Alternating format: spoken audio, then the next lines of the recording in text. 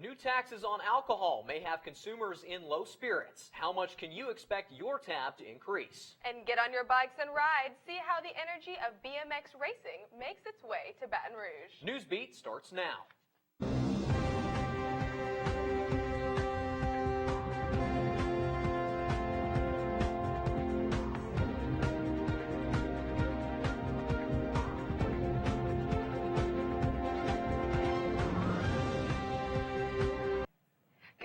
Welcome to Newsbeat. I'm Larissa Bonaquisti.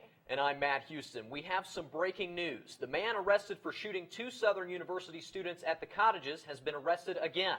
Ernest Felton was arrested for leaving the jurisdiction while on bond without court permission. Felton was originally arrested for his part in the shooting, but was released from jail on a $90,000 bond. Funeral arrangements for the Southern University students shot and killed at the Cottages Sunday have also been released. Services for LaShunte Benton began at Christian World Ministries in Lake Charles Saturday at noon. Visitation is at 9 a.m. with a wake Friday from 5 to 8 p.m. And that January services are also Saturday at noon at Community Church of God in Hammond, Indiana, with a wake Friday from 5 to 7. Benton in January died Sunday at the Cottages apartment in Baton Rouge as bystanders who were hit during a shootout. The 24-year-old involved with whom Felton exchanged gunfire was released from a hospital today. A ballistics analysis will determine who's responsible for the girl's death. A Capital Area Transit System bus advertising deadly debauchery crashed into a house on the 3300 block of North Boulevard this morning. The cause of the crash remains under investigation by Baton Rouge police, but a spokesman for a union representing CATS says mechanical problems may be to blame. The spokesman says the problem caused the driver to lose control, crash into an SUV, and into the front of the home. 3 people, including the driver, were rushed to the hospital with non-critical injuries. Neither driver was cited by police. The LSU women's tennis team is currently number 16 in the nation, but in the competitive SEC, the team is unranked. Tiger TV reporter Courtney Allen spoke with the team about hosting the SEC women's tournament, bringing in some of the best talent in the country to Baton Rouge.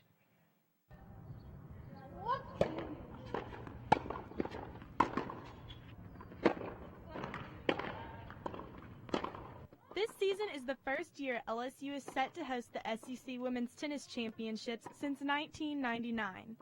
The Tigers say they're excited to flaunt their brand new tennis complex to the rest of the SEC. But more importantly, they say that they are ready for a break from all the road travel they saw in March. I think for us playing at home, it's nice, we have the new facility so we can kind of show it off to everybody. And it's a tough week, so if you have to travel, it's long days. Sometimes you might play at like 9 in the morning, or you might play at 6 at night. So it'll be nice we'll be home. We're in familiar surroundings. I think it's huge for us this year because we are tired, because we have been on the road so much. To sleep in your own bed, to have your home crowd, to just be in a place where you're comfortable and confident, I think is going to help us a ton. The Tennis Tigers have yet to win an SEC Women's Championship, but they hope to claim the title this year with a little help from their fans. I mean, a lot of teams in the SEC rely on their fans to, help them get through wins or help them get wins, and, it's really a big mental thing. So having our fans here during SECs will help us a lot because, you feel like you're playing for someone and they really get you pumped up. So I think that'll be a big advantage for us. The Lady Tigers have proven their hard work and dedication this season, sitting in the top 25 in the nation since January. And they hope for Tiger fans to come together as they compete for what could be their first SEC title. For Tiger TV, I'm Courtney Allen. The tournament is Wednesday, April 20th through Friday, April 24th. Admission is free. LSU athletics may not be enough to keep students in state. LSU may see an increase in the number of students leaving as state lawmakers struggle to find a solution for TOPS. Under a proposed budget, in-state high school and college students who fail to achieve a 26 on the ACT would not qualify for TOPS, leaving $200 million shortfall for TOPS and funding for only 20% of eligible students. Financial Aid and Scholarships Director Amy Merricks encouraged TOPS qualifying students to fill out the FAFSA document to ensure their eligibility for next year. That FAFSA can then help you to qualify for additional federal programs. If you would happen to not be receiving your TOPS, we can then check your eligibility for grants, loans, federal work-study programs. Another financial concern that could be on college students' minds, an increase in alcohol taxes. But students won't be the only ones with finances on the rocks. Reporter Elizabeth Cubell spoke to locals in the liquor industry to see just how much that hike will affect them. Oliver Landry spends 5 nights a week handcrafting cocktails at a local Baton Rouge bar. The newest item on the menu? Increased taxes on beer, wine, and liquor. I think that state needs money, and they can find a way to get money in any way possible that's not going to take away from schools or tops. I think it's definitely a good thing. Representative Kenny Cox also thinks it's a good thing, which is why he filed the bill. It took effect April 1st and addresses the state's budget shortfall. The bill was a bill brought in out of necessity. We had a great deficit after the last administration. We were trying to use every measure possible to close a gaping hole that we had to close. Under the bill, the price of a can of beer goes up about 3/4 of a penny, and wine or liquor costs a few cents more depending on alcohol content. I don't think it's going to stop anybody. If people like to drink, they're going to drink. I mean, I'm sure they'll notice it, but I don't think it'll be that drastic. Though it's the first time in the past 68 years the tax on alcohol has been raised, one liquor store employee expects more of the same. It's not a big deal. People are going to continue to buy it, and it's not going to really affect us all that much. Back at the bar, Oliver agrees. I don't see it affecting us that drastically. For those people who do feel affected, Kenny Cox says look at the glass half full.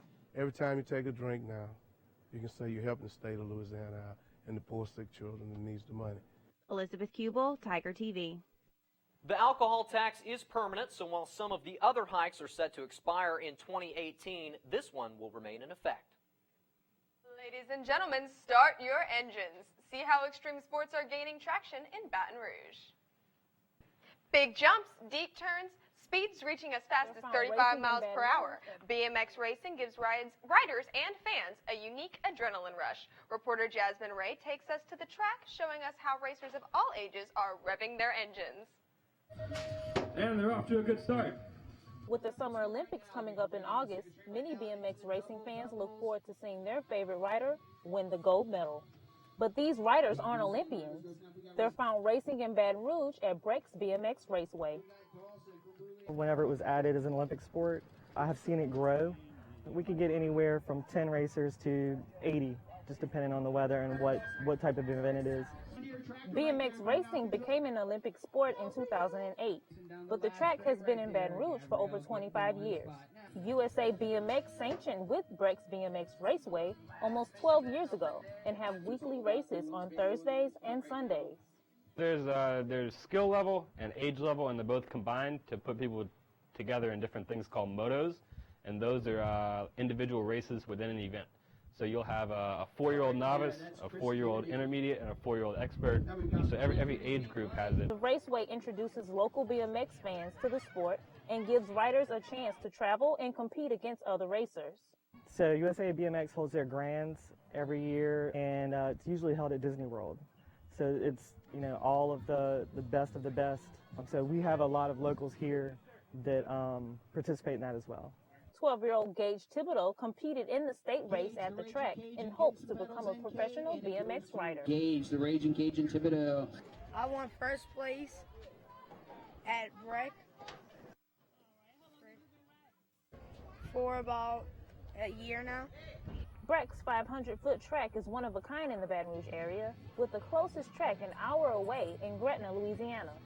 It's something that I think brings people from every spectrum of everything together in one place. It's a gumbo, and I think it's one of the few places in the parish that people can come, everybody gets along, and everybody has fun. Hoggett said if your child can ride a bike, then the opportunities here are endless. It's up to them to see what their fear factor is when it comes to BMX racing. Who knows? A future BMX Olympian could be right here at Breck's BMX Raceway. Braden and Dylan, at the line. Reporting for Tiger TV, I'm Jasmine Ray. The Extreme Sports Park is located on Perkins Road and offers summer camps and open practices every day except on Monday and Friday. We'll be right back after this break. That's all from us at Newsbeat tonight. Don't forget to visit our website, tigertv.tv. #original copy is up next. Have a great evening, Tigers.